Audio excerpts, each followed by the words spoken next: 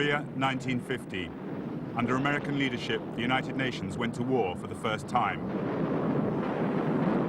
What began as a conflict between rival regimes, North and South, turned into a confrontation between East and West, threatening to escalate into a Third World War. The Allied forces became embroiled in a war unlike any they'd known. Yet for the Americans, it served as a military rehearsal for one they would come to know only too well in Vietnam.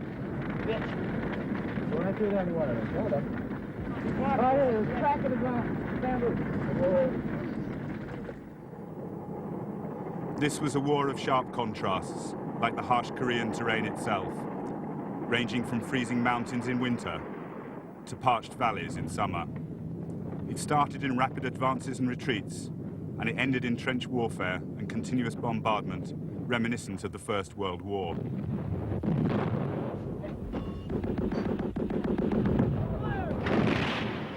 The UN forces relied on superior weaponry to limit their losses, pounding the lightly armed communist soldiers who sacrificed thousands, attacking in human waves.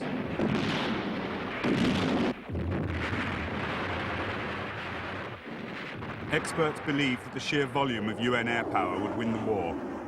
The latest jets added their weight to the range of Second World War planes, using rockets, bombs and napalm in support of their ground forces.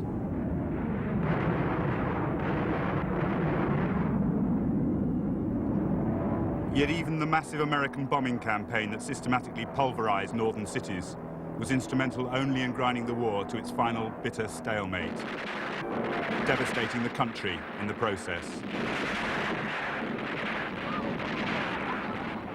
It was a war which nobody won, but the losers could be seen everywhere.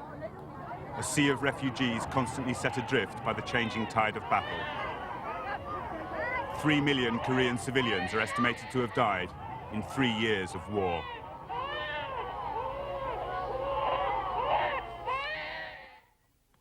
Korea was no stranger to war. Common borders with China, Russia, and proximity to Japan had made it the focus of 3 wars in 60 years, ending in its forcible colonization by Japan in 1910. Yet it was the Allied decision of 1945, splitting the country along the 38th parallel, with Russia and America each occupying half, that led to the Korean War, and has left it today with rival governments in Pyongyang and Seoul, holding sway over 2 very different Korean societies. The Soviet Union declared war on the Japanese armies occupying Manchuria and Korea in August that year.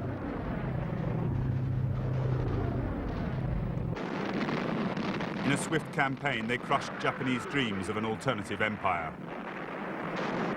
The surrender of their colonial masters brought fresh hope of independence for Koreans. And they greeted the Russians as liberators as they marched south, opening the whole country to them. The Russians halted at an arbitrary line on the map in response to a last-minute American proposal, even though the first Americans didn't arrive in Korea until the end of September. Initial encounters between the 2 armies at the 38th parallel were friendly, but the chill of the Cold War soon reached Korea. When a UN commission was set up to oversee reunification in 1948, the Russians refused to acknowledge its power in the north. Elections went ahead in the south alone, resulting in a government recognized by the United Nations. Its president was Syngman Rhee, a Korean nationalist who'd opposed the Japanese occupation and spent years in exile in the United States. He declared the new Republic of Korea from Seoul. In Pyongyang, the Russians backed Kim Il-sung, a communist guerrilla leader who'd made his name fighting the Japanese. He proclaimed the Democratic People's Republic of Korea the same year. Both governments enlisted armies to support their claim to the whole country. When the Russians withdrew in 1948, they left Kim Il-sung with a well-trained force. American advisors stayed on to train the Southern Army when their own troops pulled out the following year. Sporadic fighting between the 2 regimes turned into pitched battle on the 25th of June 1950. Both sides claimed the other attacked first, but within hours the northern forces, spearheaded by their 230 Russian tanks, had broken through into southern territory.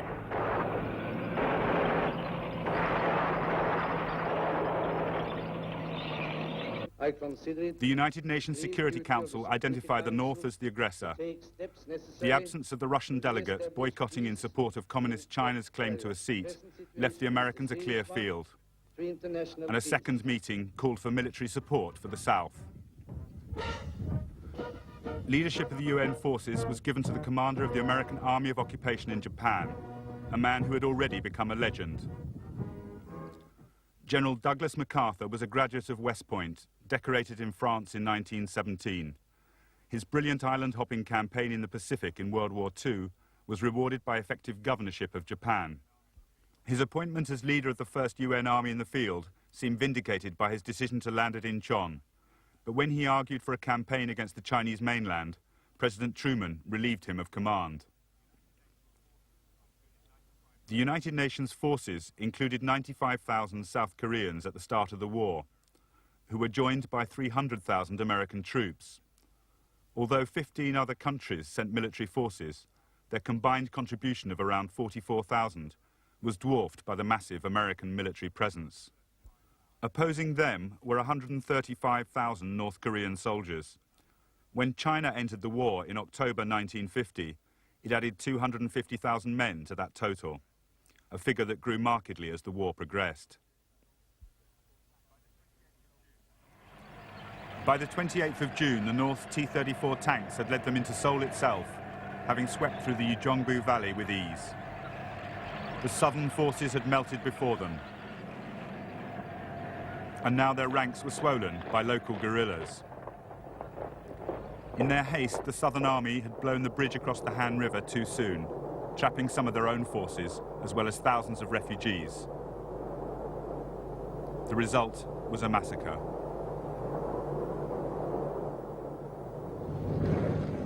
After a week, the North Koreans renewed their drive south.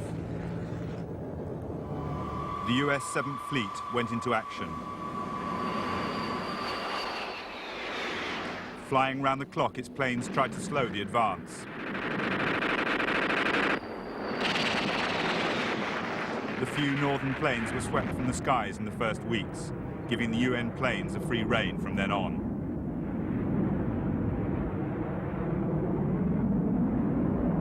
On MacArthur's own initiative, the B-29 superfortresses stationed in Japan carried out the first raids on targets north of the 38th parallel.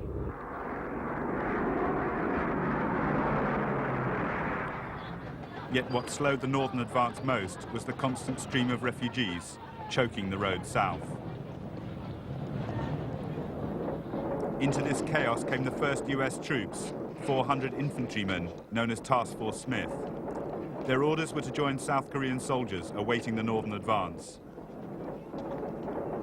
They took position on the 4th of July. Next morning, a column of T-34 tanks backed by infantry drove at them. With no sign of the promised South Korean support, they attempted to halt the northern columns alone.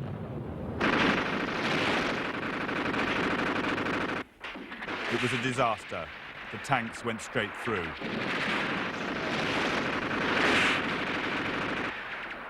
Their outdated bazookas simply bounced off the armor, and their artillery had the wrong ammunition. For many, the fighting was over, but the suffering had just begun. Their fate was soon shared by other Americans, thrust too hastily into the line. In the following weeks, the South Korean and US forces suffered a string of defeats, falling back to the southeast around the main supply port of Busan. In danger of being driven out of Korea altogether, the UN command built a defensive line along the Naktong River. General Walton Walker deployed the US 8th Army along its eastern bank. With the bridges blown, this offered some protection along part of the 130-mile perimeter he'd drawn around Busan. Troops and equipment from all over the world poured into the port. Though it didn't seem like it, the UN forces actually outnumbered the North Koreans by the middle of August. For 6 weeks, the UN conducted a stubborn defense of the perimeter. Fighting from prepared positions with artillery support and air cover, they acquitted themselves better than they had in the opening weeks. But the North Koreans showed no signs of flagging.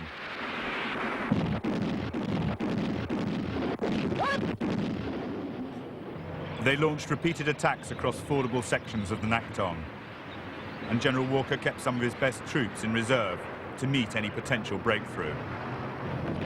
When a North Korean attack succeeded in penetrating the perimeter early in August, he called on the 1st Marine Provisional Brigade to counterattack.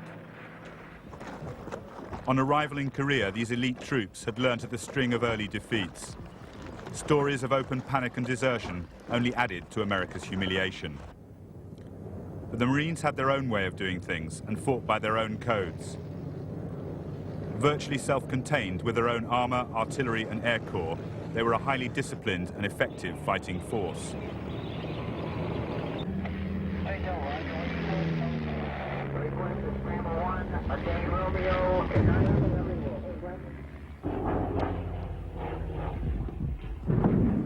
Many who fought with them in Korea were critical of their habit of attacking head-on, no matter what opposition they faced, regarding it as brave but reckless.